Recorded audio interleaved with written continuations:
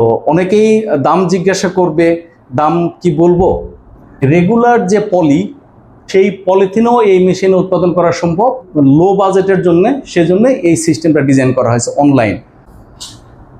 ছোট আকারে একটা বায়োডিগ্রেডেবল বা পচনশীল পলিব্যাগের যদি একটা ফ্যাক্টরি করা হয়, তাহলে এখানে কি কি মেশিনারিজ বা ইকুইপমেন্ট লাগবে সে সম্পর্কে আজকে আমরা একটা ডিটেলস ধারণা দেওয়ার চেষ্টা করব।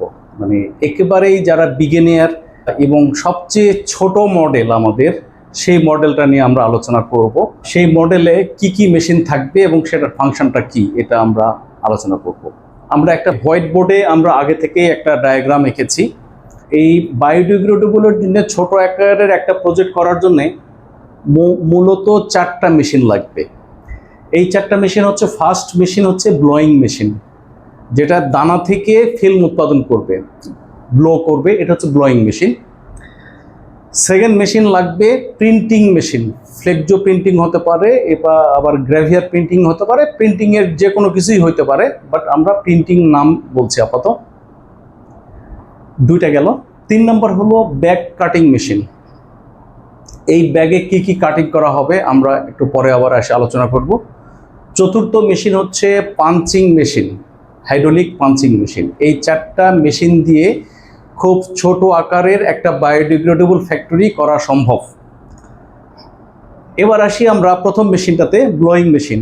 এই মেশিনে আমরা ছোট আকারের জন্য যে জিনিসটা আমরা সাজেস্ট করেছি সেটা হচ্ছে 24 ইঞ্চি। 24 ইঞ্চি কিন্তু ছোট না, অনেক বড়ই বলা যায়। 2 ফিট উইডথের ব্যাগ, এটা কিন্তু বড় ব্যাগই হবে, ক্যারি ব্যাগের জন্য বড় ব্যাগই হবে। বাট গ্যাসেট থাকবে 2 সাইডে 1.5 ইঞ্চি 1.5 ইঞ্চি 3 ইঞ্চি গ্যাসেট থাকবে। তার মানে মোটামুটি 21 ইঞ্চি পর্যন্ত বা মিনিমাম 20 ইঞ্চি পর্যন্ত ব্যাগ করা সম্ভব গ্যাসেট সহকারে। তাহলে এটা আমরা ছোট আকারের প্রজেক্টের জন্য আমরা 24 ইঞ্চি সাজেস্ট করছি। তাহলে 24 ইঞ্চির একটা ব্লোয়িং মেশিন লাগবে।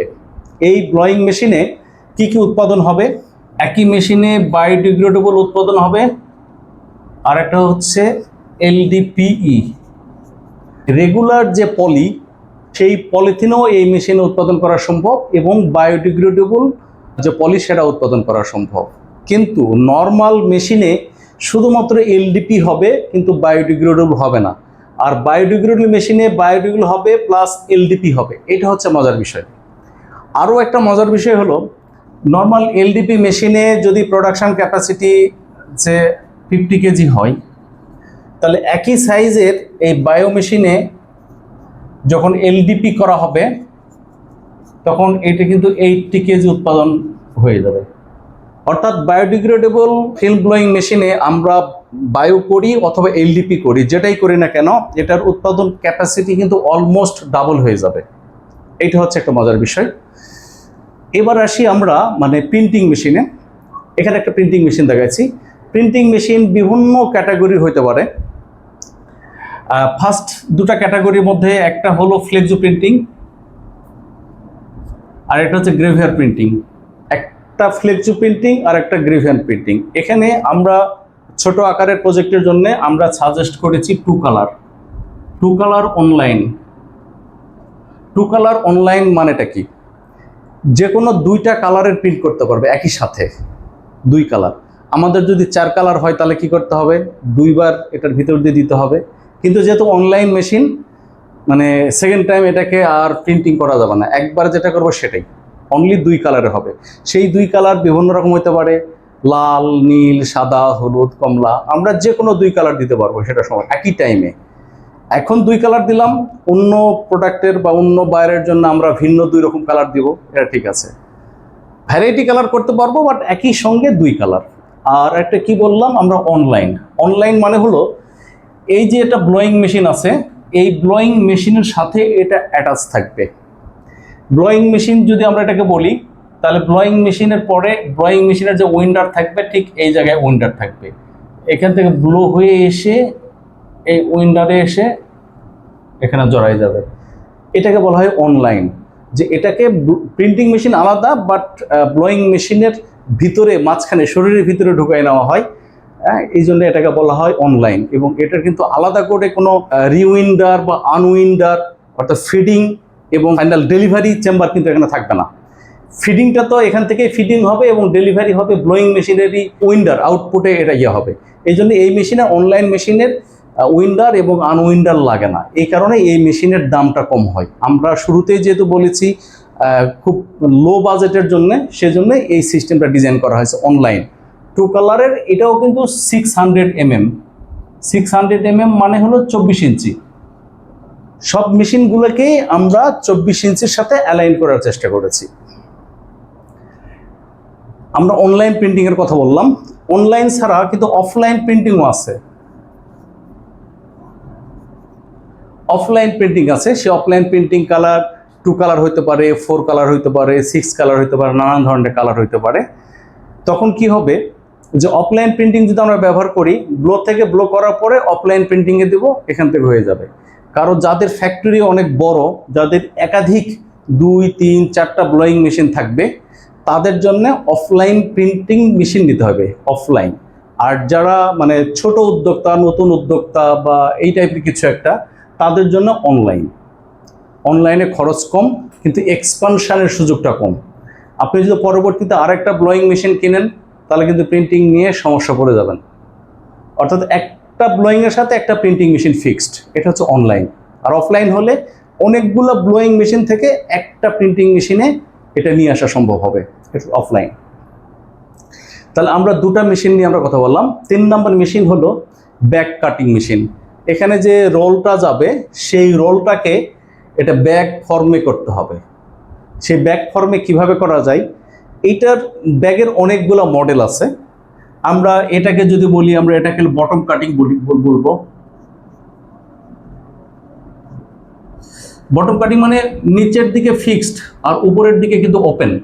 অর্থাৎ আমরা কাঁচা বাজারে যে গ্রোসারি শপে যে ধরনের ব্যাগগুলো দেখি, নিচের সাইডটা ক্লোজ থাকে, উপরের সাইডটা ওপেন, এটা বটম কাটিং বা গ্রোসারি ব্যাগও বলা যেতে পারে। সেকেন্ড যে এটা হলো, এটা হচ্ছে ডিকাট।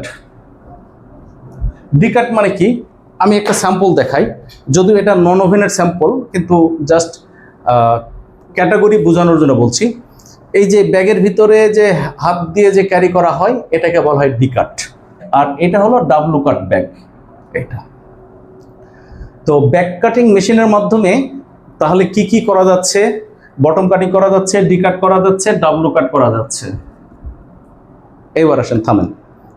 থামা বলতে কি, যে এই ব্যাক কাটিং মেশিনের অনেকগুলো মডেল আছে, বিভিন্ন মডেলে বিভিন্ন কিছু ফাংশন করবে। আমরা যেহেতু মানে ছোট প্রজেক্ট নিয়ে কথা বলতেছি, আমরা ডিএফআর মডেল নিয়ে কথা বলবো।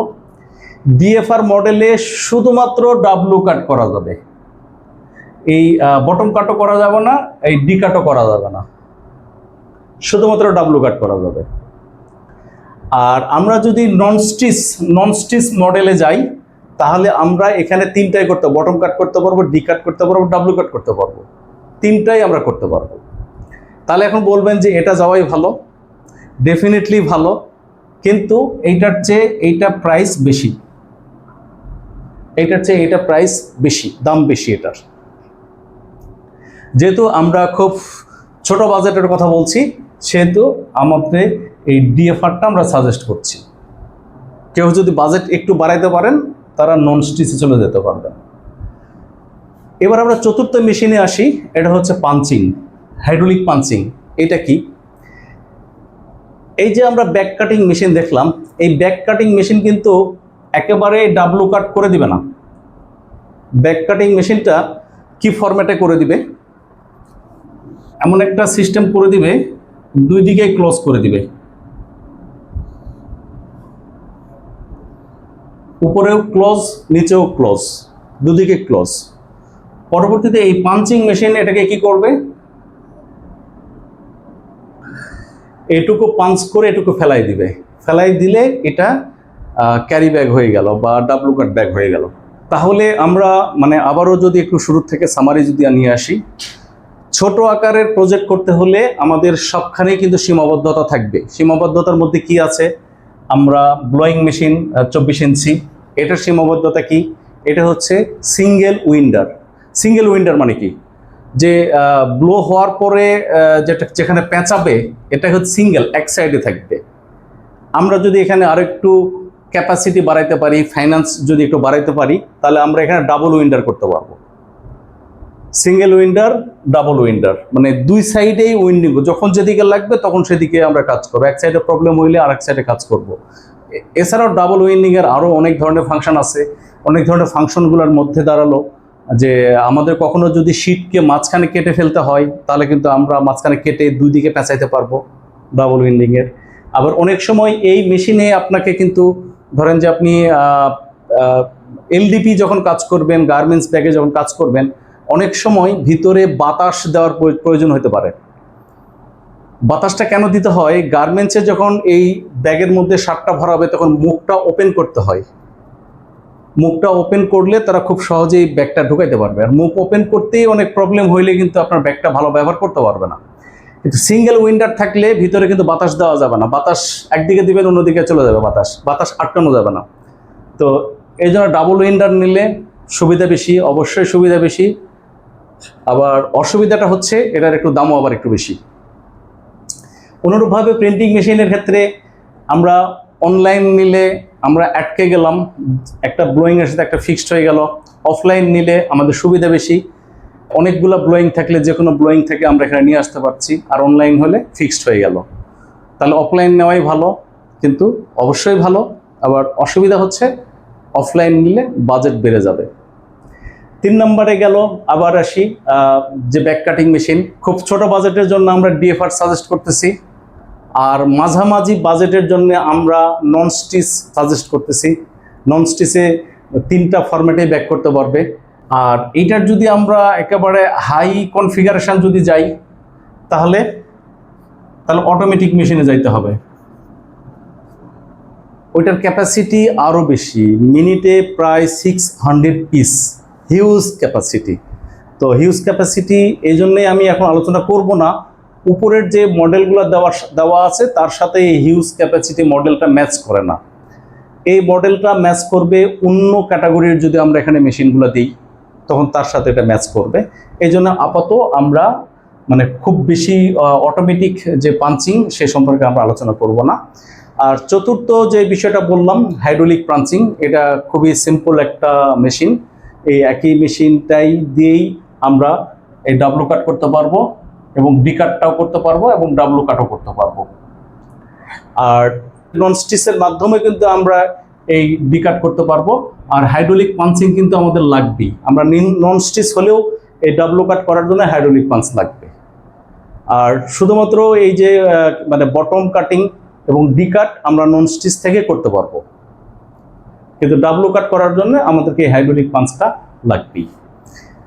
তাহলে আমরা আজকে আলোচনা করলাম খুব সাধারণভাবে, খুব অল্প পরিসরে, ছোট ক্যাপাসিটিতে কিভাবে একটা বায়োডিগ্রেডেবল ফ্যাক্টরি করা যায়। তো অনেকেই দাম জিজ্ঞাসা করবে, দাম কি বলবো? দামটা নির্ভর করবে এখন আজকে যে দামটা আমি বলবো, বাট অনেকেই 2 বছর পরে এই ভিডিও দেখবে। 5 বছর পরে যদি এই ভিডিও দেখে, তাহলে আজকের দাম আর 5 বছর পরেকার দাম এক থাকবে না। এর মধ্যে অনেক কিছু চেঞ্জ হয়ে যাবে। ডলারের রেট বাড়তে পারে, ফ্ল্যাকচুয়েশন হতে পারে, শিপিং কস্ট বাড়তে পারে, কমতে পারে। ইভেন মেশিনের ভিতরে দিনকে দিন চাইনিজরা আজকের যে মেশিন আর 6 মাস পরেকার মেশিন কিন্তু চেনা যাবে না। এর মধ্যে কিন্তু তারা নানান কনফিগারেশন যোগ করে ফেলছে। তো আজকের যে দামটা আর 6 মাস পরের এই মেশিনের দামটা এক থাকবে না। সুতরাং দাম না বলাটাই আমি সঙ্গত মনে করি। যে ঠিক যখন যে দামটা হবে তখন সেইভাবে আমরা দামটা, সেই ইন্ডিভিজুয়াল যারা এটা করতে চাইবে তাদেরকে আমরা ইন্ডিভিজুয়াল আমরা ওই দামটা বলে দিব।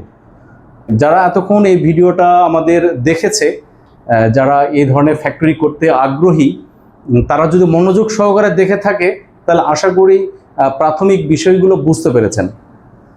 তো এই ভিডিওটা কেন করলাম, যে আসলে আমাদের কাছে অনেকেই প্রশ্ন করেন, অনেকেই আমাদের অফিসে আসেন।